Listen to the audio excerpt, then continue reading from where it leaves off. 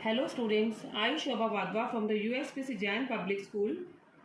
Today we will study about the animal tissue under the chapter tissue. Animals move around in search of food, mates and shelter. Most of the tissue they contain are living. These are living tissue, grow uniformly and are specialized for performing simple and complex function. Animal tissue are further classified into 4 types based on their function. So their function is protection, connection, movement and locomotion, transmission of signals. Protection because the animal need to protect itself. So there is an epithelial tissue which help in protection. It is also known as covering tissue. Connective tissue, so it help in transport the various things. So that's why it is known as connective tissue. So the tissue which help in movement or locomotion, that is known as muscular tissue. And the tissue which help in sending messages to the brain, receiving the stimuli from the environment and response according to it, that is the nervous tissue. So first is the epithelial tissue. Epithelial tissue, they form the covering of the external surfaces, internal cavities and organs of the animal body. Epithelial tissue cells are tightly packed and forms a continuous sheet. The skin, the lining of the mouth, the lining of blood vessels, lung alveoli and kidney tubules are all made up of epithelial tissue. Now, what are the function of epithelial tissue? Epithelial tissue covers most organs and cavities within the body. It also forms a barrier to keep different body systems separate. The permeability of the cell of various epithelia play an important role in regulating the exchange of material between the body and the external environment. Epithelial tissue cells are tightly packed and form a continuous sheet. They have only a small amount of cementing material between them and almost no intercellular space. Anything entering or leaving the body must cross at least one layer of epithelium. As a result, the permeability of cells of various epithelia plays an important role in regulating the exchange of material between the body and the external environment. Common characteristics of epithelia. So all this tissue, this epithelial tissue have a basement membrane. Now what is the function of this basement membrane? This basement membrane, according to its function, it is further classified into 4 types.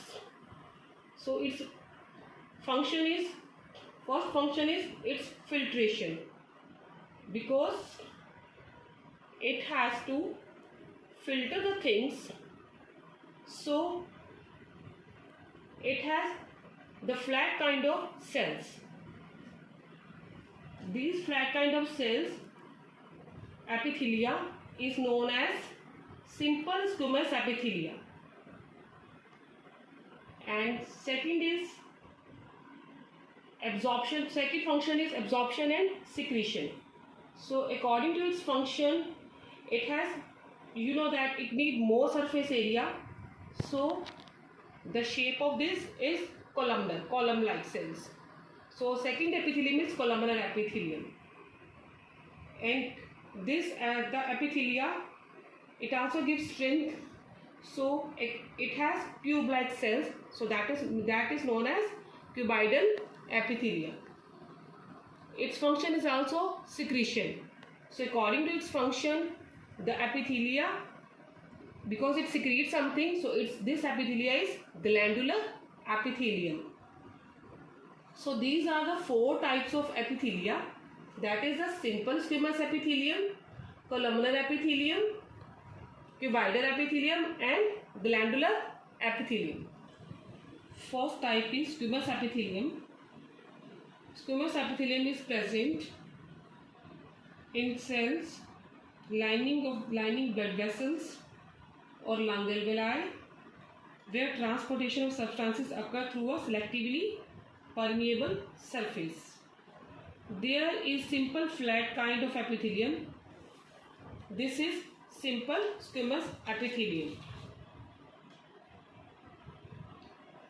Simple squamous epithelium are extremely thin and flat and form a delicate lining. The esophagus, the lining of the mouth are also covered with the simple squamous epithelium. Where absorption and secretion occur, as in the inner lining of intestine, tall epithelial cells are present. These are pillar-like cells. They facilitate movement across the epithelial barrier.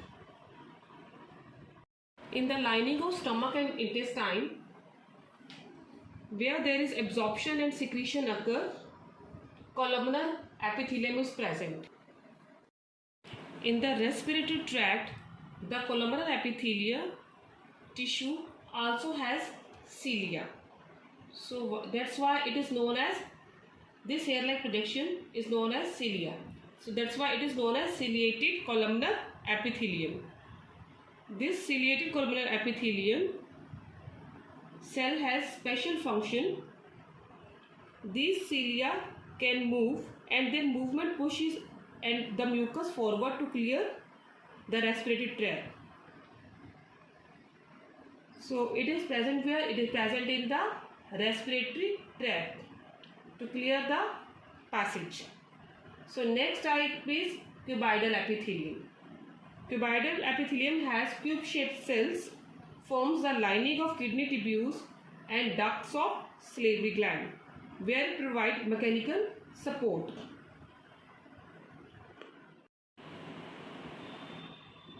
Next is glandular epithelium. Epithelial cells often acquire additional specialization as gland cells, which can secrete substances at the epithelial surface. Sometimes a portion of epithelial tissue folds inward and a multicellular gland is formed. This is known as glandular epithelium. For example, in our eyes and skin. Skin has sweat gland to secrete sweat, and eyes has tear gland to secrete tears. The skin, which protect the body, is also made up of squamous epithelium. Skin epithelial cells are arranged in many layers to prevent wear and tear. Since they are arranged in a pattern of layers, so the epithelial tissue is known as stratified squamous epithelium. There is a 2 type of epithelium. One is simple and another is stratified. Simple means it has only one layer. Stratified means it has many layers. So these all are the types of epithelial tissue. First of all, the squamous epithelium. Simple flat kind of cells are present in the squamous epithelium. Its function is transportation. Delicate lining, so its function is transportation of the material. Stratified squamous epithelium.